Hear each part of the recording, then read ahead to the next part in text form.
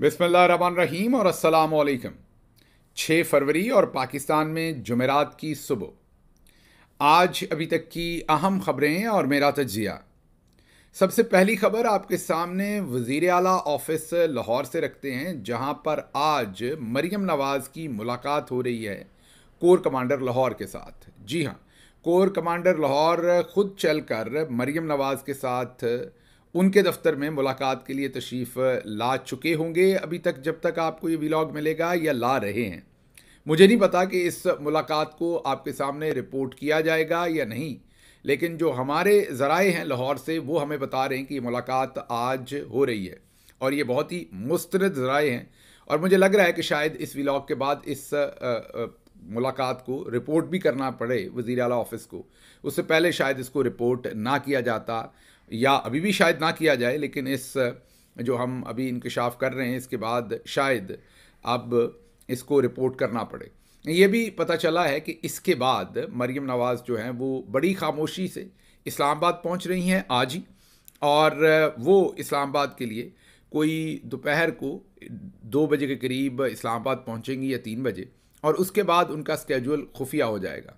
इस्लामाबाद पहुंचते ही उनकी तमाम जो सिक्योरिटी डिटेल है उनको कुछ पता नहीं कि उन्होंने कहाँ जाना है। तमाम चीज़ों को ऑलरेडी बहुत ही खुफिया रखा गया है, और एयरपोर्ट से या तो वो पंजाब हाउस जाकर वहाँ से फिर खुफिया तरीके से बाहर निकलेंगी जैसे वो पहले निकलती हैं। अक्सर जो अपनी प्राइवेट मीटिंग्स के लिए वो जाती हैं वो अक्सर पंजाब हाउस जाती हैं, और वहाँ पर फिर पूरी सिक्योरिटी को छोड़कर वो एक गाड़ी में, उनकी एक सेक्रेटरी हैं उनको कई दफ़ा साथ लेके जाती हैं, कई दफ़ा उनको भी साथ लेकर नहीं जाती, और वो अपनी जो कोई भी हसास और ज़रूरी उनकी मुलाकातें हैं उनके लिए वो रवां दवा होती हैं। आज भी ये हम आपको पेशगी बता रहे हैं। ये व्लॉग जब रिकॉर्ड हो रहा है तो पाकिस्तान में सुबह 11 बजे का वक्त है। ज़ाहिर है जब तक एडिटिंग होके और ये आप तक पहुंचता है तो दोपहर 1-2 बज चुके होंगे, लेकिन ये सुबह 11 बजे के करीब मैं आपके सामने ये व्लॉग रिकॉर्ड करवा रहा हूँ। इस टाइम आपको बता रहा हूँ कि एक तो आज जो लाहौर के कोर कमांडर हैं लेफ्टिनेंट जनरल फयाज़ हुसैन हिलाल इम्तियाज़ मिलिट्री, वो आज मरीम नवाज़ साहबा को मिलने खुद चल कर गए हैं, और उसके बाद उसके फ़ौरन बाद उस मुलाकात के फ़ौरन बाद वो रवाना हो रही हैं नूर ख़ान एयरबेस, जो एयरफोर्स का एयरबेस है। एयरफोर्स का नूर ख़ान एयरबेस जो रावलपिंडी के अंदर है या इस्लामाबाद के अंदर ही आप उसे कहिए, वहाँ पर वो उतरेंगी, और वहाँ से वो फिर बिल्कुल उनकी अगली मुलाकात जो है वो खुफिया है। अब वो नहीं पता कि वो रावलपिंडी के अंदर है, वो इस्लामाबाद के अंदर है, इस्लामाबाद के अंदर है, या वो पंजाब हाउस से जाके एक दफ़ा निकलेंगी। लेकिन जो अभी तक की इन्फॉर्मेशन है वो ये है कि इस्लामाबाद के अंदर किसी को नहीं पता, सवाए इतना कि वो आज शायद इस्लामाबाद आएँ, लेकिन आगे कुछ पता नहीं। तो उनकी जो ये सारी मसरूफियत है ये बहुत ही मानी खेज़ है। और उसके बाद उन्होंने नॉर्मली जो चीफ़ मिनिस्टर का स्केड्यूल होता है वो खासा लंबा चौड़ा होता है। आज मरीम नवाज़ साहबा जो हैं वो सिर्फ 2 मीटिंग्स कर रही हैं। एक लैपटॉप स्कीम के ऊपर मीटिंग कर रही हैं, और एक वो कोर कमांडर साहब के साथ मिल रही हैं। उसके बाद जो पूरा दिन है उनका वो खुफिया है, और वो इस्लामाबाद के अंदर है। नहीं तो ये खबर मैं इस्लामाबाद के सहाफ़ियों के लिए दे रहा हूँ, वो ज़रा थोड़ी सी खोज लगाएं कि वो किधर जाती हैं, क्या वो रावलपिंडी का रुख करती हैं या इस्लामाबाद का करती हैं। या हाल ही में एक खबर आई थी, याद कीजिए, कि जो इस्लामाबाद में रावल डैम है, ये खबर डॉन टीवी के एक रिपोर्टर ने दी थी और ये हमने आपसे शेयर भी की थी। और ख़बर ये थी कि जो रावल डैम है उसका जो उसके स्पिलवेज हैं जहाँ से पानी निकलता है, और उसके आगे एक बहुत ही आप यही कह सकते हैं कि बहुत ही दिलफरेब जगह है, क्योंकि वहाँ से पानी का मंजर भी है, मागला का मंजर भी है।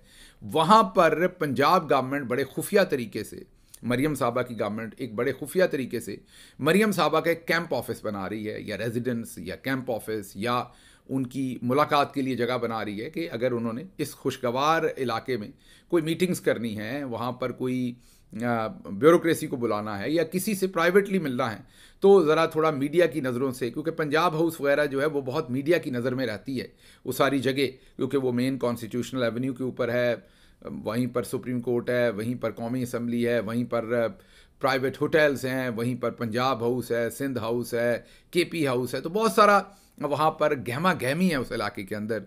सारे जितने भी कैबिनेट डिवीजन्स और तमाम ऑफिसेज हैं वो भी वहीं पर हैं। तो इसलिए अब ये जो प्राइवेट जगह बिल्ड की जा रही है, जो डॉन टीवी ने रिपोर्ट की थी, अब कहीं ये हो सकता है कि ये मुलाकात वहाँ ना हो अगर वो बिल्ड हो चुकी है जगह। लेकिन ये मैं आपको दावे से बता सकता हूँ कि मरियम साहबा बिल्कुल आज प्राइवेट एजेंडा के ऊपर वहाँ जा रही हैं, या हसास और खुफिया एजेंडा के ऊपर। अच्छा जी, अगली खबर जो है वो आपके सामने रखेंगे। वो खबर है कि ख्वाजा आसिफ का मलिक रियाज के ऊपर एक नया इल्ज़ाम है। असल इल्ज़ाम वो जनरल आसिम मुनीर के ऊपर है।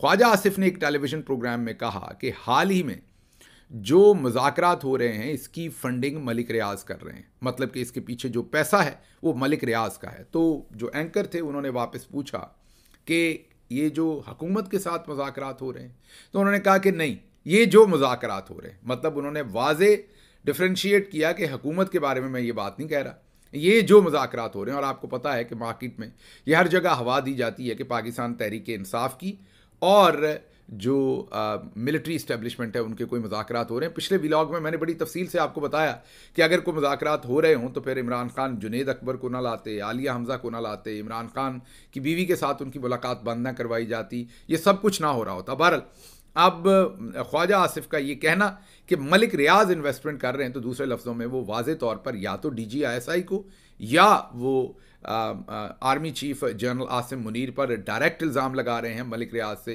फाइनेंशियल सपोर्ट लेने का, या इनडायरेक्ट लगा रहे हैं, आप जो भी कहना चाहें, क्योंकि अशारतन उन्होंने कहा कि इन मुज़ाकरात को भी मलिक रियाज जो हैं वो फंड कर रहे हैं। अब देखते हैं ये मामला किधर को जाता है और क्या होता है।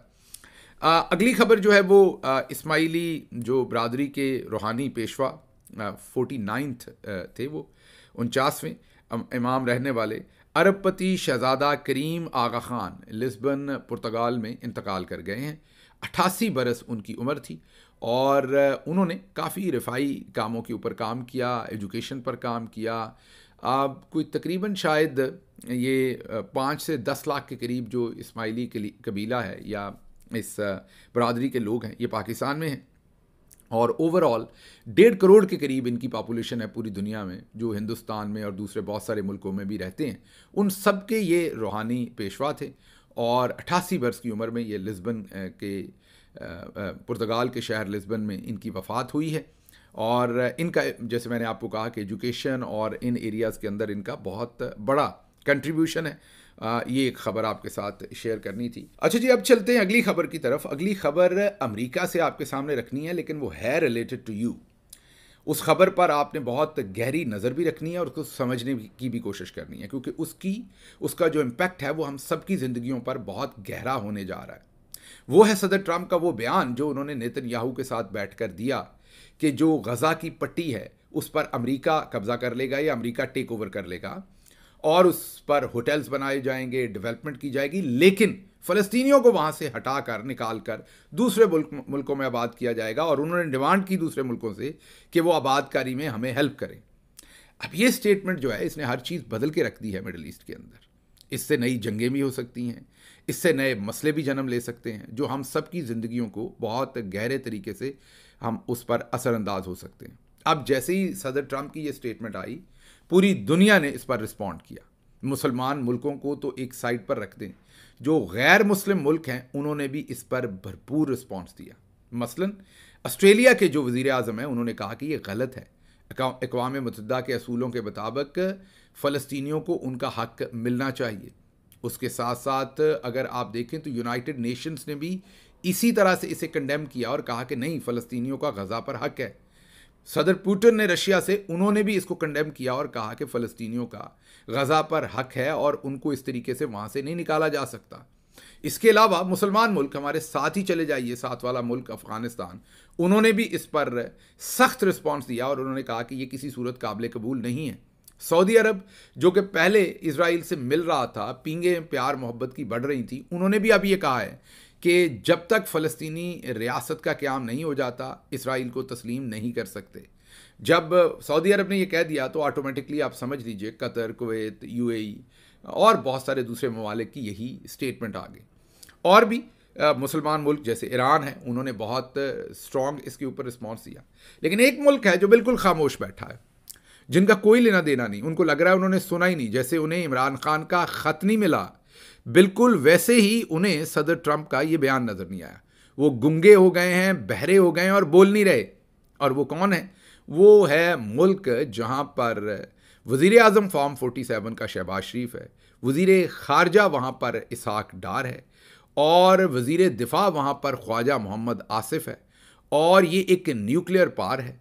ये 5वीं बड़ी दुनिया की आबादी है, वाहिद इस्लामी मुल्क है जिनके पास न्यूक्लियर पावर है। ये आबादी के लिहाज से दूसरा बड़ा मुस्लिम मुल्क है इंडोनेशिया के बाद, और इसके आर्मी चीफ जिनके पास असल ताकत है वो हाफिज़ कुरान है, और उनका नाम, आर्मी चीफ का नाम जनरल हाफिज़ सैयद आसिम मुनीर तमगा इम्तियाज़ मिलिट्री है।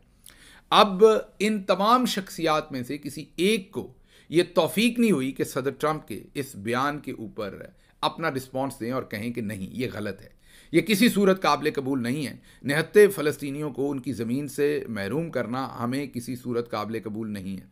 लेकिन इनसे बातें सुने तो कुरान की, इस्लाम की, जहाद की, ज़िंदगी देने की, लेने की, पता नहीं कौन कौन सी बातें हैं। लेकिन हक और सच पर जहाँ गैर मुस्लिम साथ आकर खड़े हो गए हैं, वहाँ इनके मुंह में बिल्कुल ज़ुबान नहीं है कि ये एक अल्फाज भी निकाल सकें। चले कंडेम ना करें, कोई हल्की फुल्की मौसीकी पर ही कोई जवाब दे देते। इनसे जवाब, मतलब कोई सख्त जवाब तो क्या तवक्को करेंगे, जवाब ही नहीं है। लेकिन दूसरी तरफ अगर आप देखें, आपके सामने 2-3 खबरें रखते हैं, आपको समझ आ जाएगी कि हो क्या रहा है। दूसरी तरफ लाहौर में पाकिस्तान तहरीक इंसाफ ने कश्मीर के लिए एक रैली निकालने की कोशिश की, वहाँ पर पुलिस ही पुलिस लगा दी। वहाँ पर पुलिस ने जकड़ लिया पूरे सिस्टम को कि ऐसी की तैसी आप लोग रैली। तो एक तरफ हमने कश्मीर को, अभी कल ही आर्मी चीफ मुजफ्फराबाद गए थे और वहाँ पर उन्होंने हिंदुस्तान के बारे में बयान जारी किया, और उन्होंने ये कहा कि आप हिंदुस्तान ज़्यादा देर तक कश्मीर को अपने गासबाना कब्ज़े में नहीं रख सकता। लेकिन दूसरी तरफ पाकिस्तान के दूसरे बड़े शहर लाहौर के अंदर एक पाकिस्तान की सबसे बड़ी पॉलिटिकल पार्टी कश्मीर के साथ यकजहती की रैली निकालना चाहती है, जो कि कौमी मामला है, लेकिन वहाँ पर पुलिस लगाकर उस रैली को स्टॉप करवा दिया गया, नहीं करने दी गई वो रैली। ये हालात हैं हमारे दूसरी तरफ। और तीसरी तरफ अगर हम देखें तो हमारी सिक्योरिटी की कारकर्दगी ऐसी है कि बदअमनी और भत्ताखोरी के वाक़यात पर कोयटा से पंजाब और खैबर पख्तूनख्वा के लिए मुसाफिर कोचें जो हैं उनकी सर्विसेज को मुअत्तल कर दिया गया है। जी हाँ, जो मुसाफिर कोचेज़ बसेस चल रही थी, क्योंकि ट्रेन तो इस तरफ सारे एरियाज़ के अंदर से नहीं गुजर सकती ना, वो तो बड़े शहरों को ही सिर्फ कनेक्ट करती, या कुछ राउट्स हैं जिन पर ट्रेन कनेक्ट करती है। तो यही एक वाहिद तरीका है लोगों का सफ़र करने का। तो अब जो कत्लो गारत हो रही है, बसों को रोक के सिक्योरिटी की सूरत हाल है, भत्ता लिया जाता है, उससे परेशान होकर मुसाफिर कोचेज़ जो हैं वो बंद हो गई। तो हमारी सिक्योरिटी का, न्यूक्लियर पार की सिक्योरिटी का आलम यह है कि मुल्क के जो बड़े राउट्स हैं उनके ऊपर बसें जो हैं वो सिक्योरिटी की वजह से जो नहीं चल रही। दूसरी तरफ बलूचिस्तान के शहर कल्लात में BLA का हमला, मंगेचर में जुमे की शब बहुत खौफनाक माहौल था, फायरिंग के साथ साथ धमाकों की आवाज़ें भी आ रही थीं, तो वो पूरा इलाका भी लरसता रहा है। और इसके साथ साथ हमारा जो ओवरऑल सिनारियो है वो यही है कि हमने ना फ़लस्तीन पर बोलना है और ना अपने घर के अंदर सिक्योरिटी पर बोलना है। हमने अगर करना है तो तहरीक इंसाफ को फिट करना है, कहीं कश्मीर पर रैली ना निकाल लें, कहीं और वो कुछ ना कर लें। अच्छा जी, अगली खबर जो है वो आपके सामने हम रखेंगे। अच्छी खबर है, बड़ी खबर है। अब इसका कितना इम्पैक्ट होता है ये मैं नहीं कह सकता, लेकिन ये बड़ी डेवलपमेंट है। अभी तक ये डेवलपमेंट पहले नहीं हुई। फजलुर रहमान समेत, जी हाँ, मौलाना फजलुर रहमान समेत पूरी अपोजिशन ने, मुतअद्दिदा अपोजिशन ने नए इलेक्शन का मुतालबा कर दिया है। जी हाँ, मौजूदा हुकूमत गैर नुमाइंदा हुकूमत है जो अवाम पर मुसल्लत की गई है। नए इंतखाबात मुल्की मसाइल का वाहिद हल हैं। अपोजिशन जमातों का मुश्तरका एलामिया एक मेजर डेवलपमेंट है। हाँ, मुझे पता है आप सोच रहे होंगे कि इससे क्या होना है, अपोजिशन ने तो पहले भी डिमांड्स की हैं, ये दुरुस्त है, लेकिन इस तरीके से तमाम अपोजिशन किसी एक डिमांड पर पहले नहीं आई। पूरी अपोजिशन ने मिलकर 8 फरवरी के इलेक्शंस को रिग्ड इस तरीके से इकट्ठे नहीं कहा और नए इलेक्शन की डिमांड नहीं की। अब पाकिस्तान में चौधरी निज़ामुद्दीन पर इसका कोई असर होना है या नहीं, पाकिस्तान के सिस्टम पर होना है कि नहीं, ये अलग बात है। लेकिन जब इस खबर ने इंग्लिश में ट्रांसलेट होकर वर्ड प्रेस में प्रिंट होना है तो इसके असरात जो हैं वो ज़रूर बाहर की दुनिया के सामने होंगे। और इलेक्शन जो 8 फरवरी का पूरी दुनिया मानती है कि चोरी शुदा है, उसकी जो छोटी मोटी कोई उसकी फेस सेविंग थी वो भी इस स्टेटमेंट के बाद ख़त्म हो जाएगी। मेजर डेवलपमेंट है, इसको ज़रूर फॉलो करेंगे हम, और आप भी देखिएगा, हो सकता है कि ये चीज़ आगे बढ़े और मामलात अब किस तरफ जाएं ये देखते हैं। लेकिन ये एक मेजर डेवलपमेंट है, रजिस्टर्ड कर लीजिए आज के दिन। जो भी अगली डेवलपमेंट्स इसके ऊपर हुई हम आपके साथ उनको ज़रूर शेयर करेंगे। अच्छा जी, उसके बाद पंजाब पुलिस के डंडे की बात बहुत आप सुनते हैं। अज़मा बुखारी साहबा ने आपको बताया था कि पंजाब पुलिस का डंडा बड़ा ज़बरदस्त है। तो उन्होंने ये तो कह दिया, लेकिन ये नहीं बताया कि रायवंड लाहौर में पुलिस कांस्टेबल ने साथियों की मदद से 14 साला बच्ची के साथ इज्तमाई ज़्यादती की है।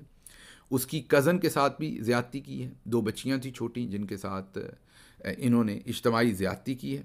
फिर उनकी माँ की बरहना वीडियो बनाई कपड़े उतरवा के, ताकि वो रिपोर्ट ना कर सके। कई दिनों से माँ की हुकूमत में माँ के घर और दफ्तर के दरमियान में, बल्कि माँ के घर के बिल्कुल पहलू में, वो खुद भी रायवंड में रहती हैं, उनके यहाँ ये ज़्यादती हुई। कई दिनों से ये एफआईआर दबाई हुई थी, पुलिस ने एफआईआर नहीं दे रहे थे, इस मुकदमे को दर्ज ही नहीं कर रहे थे। मीडिया में आया तो ये मुकदमा दर्ज हुआ। ये हालात हैं औरतों की प्रोटेक्शन के और माँ की हुकूमत के। ये सब कुछ उनके साथ जो है वो लाहौर के अंदर हो रहा है, जो मैंने आपके सामने रिपोर्ट किया है।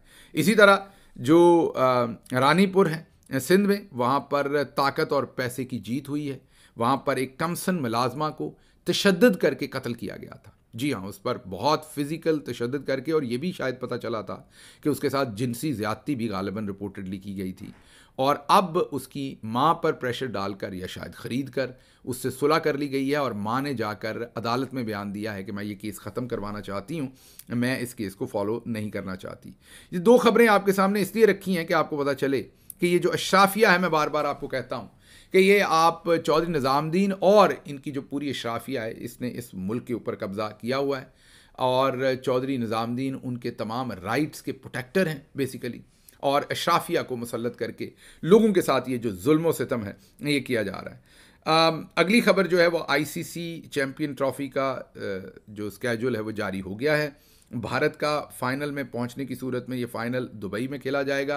ये चैम्पियंस ट्रॉफी पाकिस्तान की थी, पाकिस्तान में इसके मैचेस होने चाहिए थे, लेकिन हिंदुस्तान ने इनकार कर दिया और हमने भी घुटने टेक दिए। कोई वाज़े तौर पर इसके ऊपर हमने पॉलिसी जो है वो मुरतब नहीं की। अगली खबर आखिरी जो आपके सामने रखेंगे वो ये है कि पंजाब इंस्टीट्यूट ऑफ कार्डियोलॉजी में मरीज़ों के लिए बेड नायाब हो गए हैं। मरीज़ व्हील चेयर्स पर बैठकर इलाज मुआलजा करवाने पर मजबूर हैं, और ये एक प्रीमियर इंस्टीट्यूशन है कार्डियोलॉजी का। और मरियम साहबा आजकल हर तरफ दिल मन कार्डियोलॉजी की बातें कर रही हैं। तो इधर हालात देखें कि जो लाहौर के वस्त में, और इसकी बड़ी वजह क्या है, शाहिद मेतला बड़े अच्छे जर्नलिस्ट हैं पाकिस्तान से, उन्होंने हाल ही में एक बयान दिया था कि ये जो शरीफ ख़ानदान है, इनकी जो नाआकबत अंदेशी है, जिसमें इन्होंने पिछली कई दहाइयों से सिर्फ सारा पैसा और सारे इदारे जो हैं वो लाहौर के अंदर बना दिए, उससे लाहौर शहर का भी बहुत नुकसान किया इन्होंने, लाहौर के शहरियों का भी बहुत नुकसान किया, और पूरे पंजाब का भी। वो कैसे? लाहौर के अंदर इतना कुछ जकड़ दिया, बना दिया कि एक तो वहाँ कंजेशन हो गई है, और वहाँ पर ट्रैफिक के प्रॉब्लम्स हो गए हैं, वहाँ पर लोगों की रिहाइश के मसाइल हो गए हैं, लोगों को, क्योंकि ज़्यादा लोग लाहौर के अंदर आ गए हैं और रिसोर्सेज कम हैं, जगह कम है, तो वहाँ पर ये चैलेंजेस हैं। उसके साथ साथ क्योंकि बाकी सूबे के किसी हिस्से में इन्वेस्टमेंट की नहीं, बाकी कोई सेंटर डेवलप किया ही नहीं, तो सारे लोग इलाज से लेके हर चीज़ के लिए यहीं आते, तो जो यहाँ पर चंद इदारे हैं भी, वो भी ओवर इन्फ्लक्स हो गया उसके ऊपर। तो यही अब पंजाब इंस्टीट्यूट ऑफ कार्डियोलॉजी के साथ हो रहा है कि वहाँ पर बेड्स नहीं हैं, और पेशेंट्स जो हैं वो व्हील चेयर के ऊपर बैठे जो हैं वो इलाज करवा रहे हैं। लेकिन क्योंकि माँ की हुकूमत है, आपको बर्दाश्त करनी पड़ेगी। और माँ को कल मेडल्स भी मिल रहे थे सहाफ़ियों से, वो पंजाबी वीलॉग में आपके सामने रखेंगे कि बड़े जय्यद सहाफ़ी जो हैं वो भी उनकी खुशामद में मसरूफ़ थे, सामने खड़े होकर। मुझे लग रहा है कि प्लाटों शलाटों की नई बातचीत चल रही है, प्लाटों की बंदरबांट होने लगी है, मरियम साहबा देने लगी हैं। और साथ साथ आपको अगले दिनों में ये भी बताएंगे कि अब बाऊजी जो हैं नवाज शरीफ साहब, वो मरियम के ऑफिस में इंटरफेयर करना शुरू हुए हैं। किस लिए करना शुरू हुए हैं? करना वो मरियम की मर्ज़ी से ही शुरू हुए हैं, लेकिन क्यों शुरू हुए हैं ये हम अगले व्लॉग्स में आपके सामने रखेंगे। आज यहाँ से इजाज़त दीजिए। अल्लाह आपका हामी और नासिर हो। पाकिस्तान जिंदाबाद।